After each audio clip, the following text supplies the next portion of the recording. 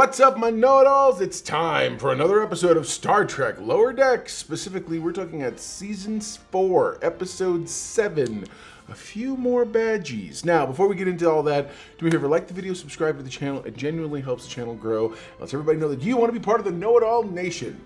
But go one step further. Share the videos.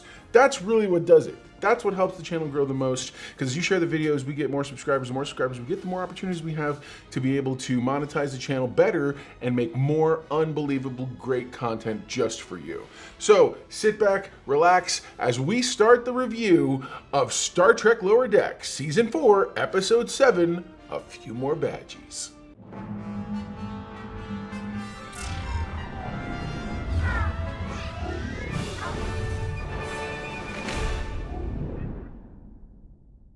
So. No, for real. For real. Yeah, so the episode, not bad. I actually finally got an episode that I liked. This episode, I agree. this season's been a little lackluster. It has not been bad per se, but it's definitely been wanting in a lot of areas. This episode was really good. We see the return of Peanut Hamper and Agamas. Go ahead. Sorry, my theory was wrong, by the way. Sorry, guys. Totally wrong. Remind everybody, what was your theory? My theory was that it was maybe Peanut Hamper that's doing all of the little, like, the killing ship, of the ships. Yeah. So, no, it was not.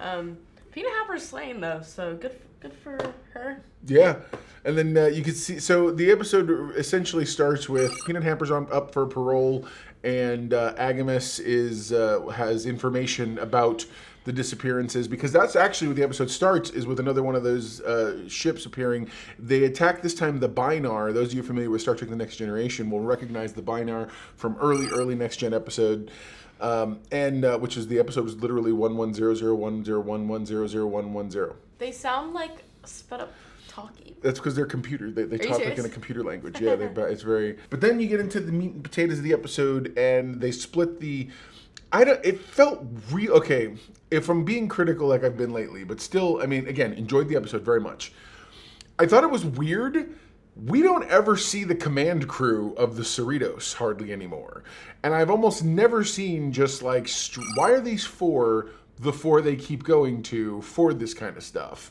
And so I was just like, whatever. But then they basically split them apart. So you get Mariner and Tendi, who go after Peanut Hamper, and you go, what is it? You get Mariner and Rutherford to go after the Badgey. That's right, because Badgey is wants to hold them hostage. And you get Tendi and what's his face? That guy, the guy with Boimler. the hair, Boimler. I knew that, obviously. To go after Peanut Hamper and the other guy. He was in an old episode. I just don't remember which episode, and I feel really bad for that. Agamas? You want me to He's look from it up? season 1. Oh. He's from season 1. Okay. It was a long time ago. It was a while Callback. back. Super callback. Callback in the callbacks show. Cool. Sorry, continue. So everybody goes separate ways. They're having two halves of the same adventure, if you will. And no matter what, I was with you. I honestly thought it was going to be Badgey, who ended up being the bad guy. I was wrong also. But what you get is Badgey is on this horrible murder spree, and ultimately Badgey decides to, as Rutherford tries to talk it through and gives him a hug and is like, no, it's okay, this and that, he splits away and pushes out his good code, thus creating Goodgey. He was so cute. I loved him. Yeah, Goodgey was pretty awesome. And then after that, they tried again to help, and ultimately they split one. He split again and took his logic out, which is Logickey. And so It looked like Spock Girl. yeah, totally did. It totally So did. clearly Star Trek has a thing with logic. Like, that logic is a very base, so. Sure. Like the Vulcans, absolutely. So what ends up happening is the whole Badgey situation resolves itself in that Badgey tries to join all of the Starfleet ships and the whole bit together in order to blow them all up. But then once he reaches that level of power, he gets enlightened and ends up joining the Space Koala. and ascending to another higher plane of existence, leaving Goodgey there with Rutherford, and they go back they go back to the ship and whatnot, and there's this whole thing where everyone's like, oh my goodness, is Goodgey going to become evil? So everyone's worried about Goodgey, which is just silly. I would be worried about Goodgey too. Come on.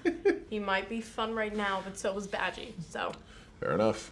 So then we go back to the other storyline, and sure enough, everyone gets what they want.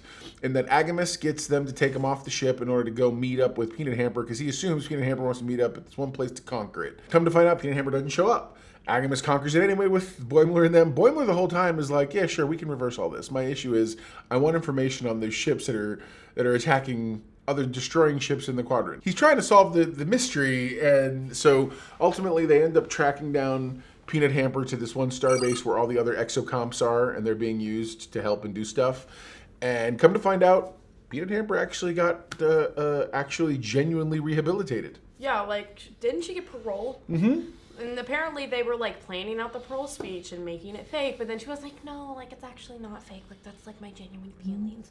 And then, like, she hangs out with her dad. Agamus, like, comes on and is like, what happened? And she was like, it was meaningful. Like, the thing I wrote was very meaningful.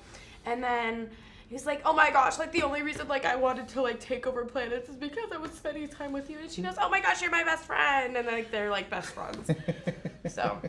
And the episode ends kind of like the last episode with Peanut Hamper ended, which is Agamus is getting put back into the AI prison, but then like Tyrannokilicus, the AI, the killer AI, is like, could you show me how to learn how to do other things and blah blah. It's so funny. So it's almost like this weird. It almost kind of reminds me in a weird way of the episode I, Borg, where that one Borg gets rehabilitated, and then Picard's like, well, I'm going to send you back and see what happens. So who knows? Maybe Agamus teaches all the killer AIs to not be killer. Yeah. It's like a weird reversal of that whole thing. So there you go. Now you know. And if knowing's half the battle, you're halfway to being know-it-all yourself. Wait. Okay. You forgot what Agamus showed them. The ships aren't getting ripped off. That's right. They're not getting destroyed. They aren't getting destroyed. They're just being transferred, right? They're being Yes. stolen. They're being stolen. So, Yeah. all these ships are being stolen. Where? No idea. But Agnes did come through with that information. Now, continue with your outro. Sorry about that. No, you're it's good. a very vital part of this story. 100%. It really is. So, like I said before, what is the nodal index for this episode for us? I'm actually really happy with this. What are you giving it? I'm giving it a 9. Yes, Slay! Oh my gosh, same! 9 out of 10. So there you go, guys. I hope you enjoyed the episode. Comment below. Let us know what your thoughts are about it. Do you think we're going to see Agamus again someday? I think we might. So I would also love to see potentially a redeemed Peanut Hamper kind of come back through again as a Starfleet officer, but this time the right way, and actually be a member of the crew helpfully.